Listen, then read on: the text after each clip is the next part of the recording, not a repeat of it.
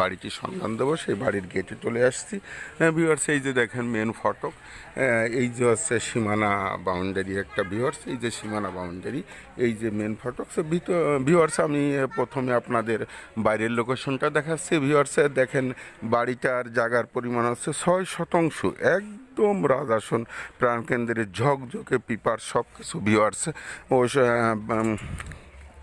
Viewers, আমি এই যে বাড়ির আরেকটা সীমানা বাউন্ডারি দেখালাম। ভিউয়ার্স, 6 শতাংশ জায়গা, একদম সাভার পৌরসভা 8 নম্বর ওয়ার্ডের প্রাণকেন্দ্র বলতে হবে। আর সাভার জানেন যে পৌরসভার 8 নম্বর ওয়ার্ডটা সাভারের প্রাণকেন্দ্র।